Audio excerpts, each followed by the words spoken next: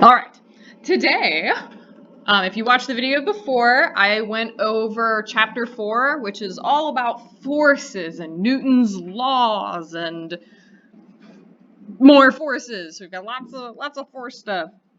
I'm really excited about forces. So I chose the harder problems to do in the examples.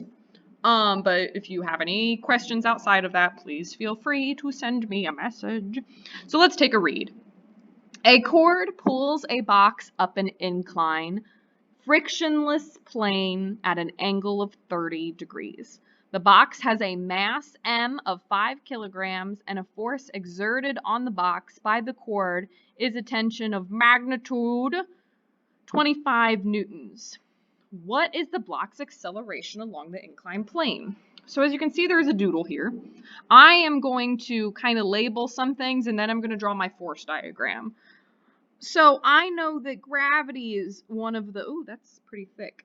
Sorry about that. Whoop.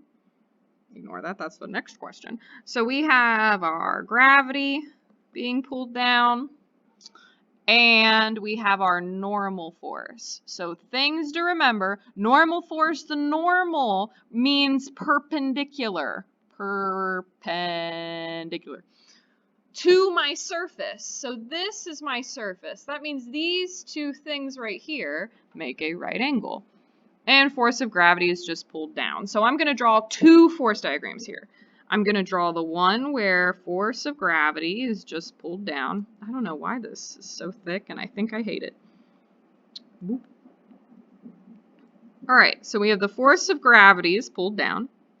We have my tension force up the incline, and then we have my normal force perpendicular to my tension force, because my tension force is parallel to my incline. Great. But we have this angle of 30 degrees, and it's kind of hard to see where that fits in our diagram. So I'm going to draw axes that represent my x and my y. So on the plane here, with trigonometry and geometry and all these shapes, we actually can say that this right here is 30 degrees.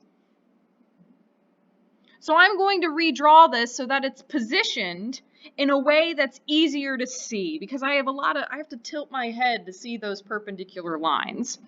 So I'm going to redraw this where my force normal is in the up direction and my tension force is here and my force due to gravity has just switched. All I've done is tilt my shape. If I wanted to, I could take this object and I could turn it.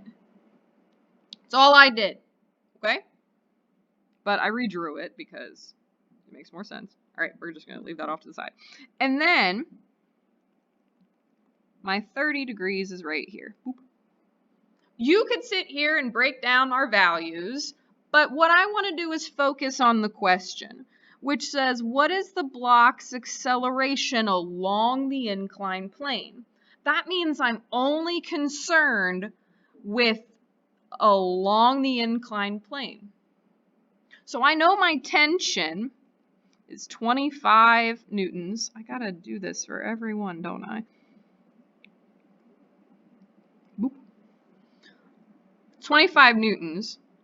And my acceleration, if you remember one of Newton's laws, the sum of my forces equals mass times my acceleration in that direction. So this is all in the x direction. So that means my tension force plus my force of gravity in the x direction is going to equal my mass times my acceleration. Great, I have enough information here to do this. Thought I locked my door, I'm sorry. So in order to do this, I just need to sum up my things here. I got 25 and force of gravity in the x direction, so I got to find out what this is. Remember, force of gravity is my mass times my gravity. If I just focus on that force, all I need to do is focus on the gravity part. So my force due to gravity in the x direction is going to equal mass times gravity in the x direction. So that's this way. So that is going to be sine of 30. I can just fill it all out here. Force of gravity in the x direction equals mass of my box, which is 5, times negative 9.8 times the sine of 30. And that equals a great number, because I have my calculator, of 5 times negative 9.8 sine of 30. Negative 24.5 newtons. Great, I have enough information, I can fill this out and solve. So to get acceleration by itself, I got to divide by mass. So my new equation is tension plus force due to gravity in the x direction divided by m equal, okay, weirdo, divided by m equals A. Tension is 25 minus 24.5 over 5 equals 25 minus 24.5 divided by 5 is 0.1. I'll just write it up here. Acceleration equals 0.1 meters per second squared. Neat. All right, so that's not too bad.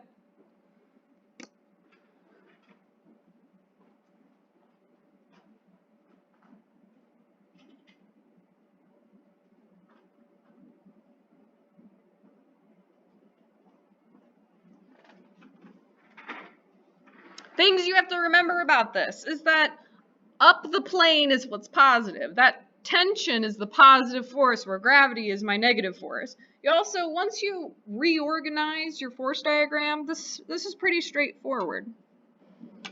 All right, let's talk about this one. A weightlifter holds the ends that doesn't make any sense. A weightlifter holds the ends 2 cables of negligible mass. Okay.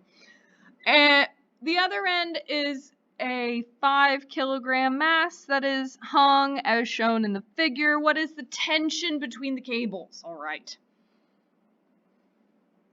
So let's draw a picture. So right on top of the picture, I have this tension force. Oops, let's try again. I have this force due to gravity that goes straight down.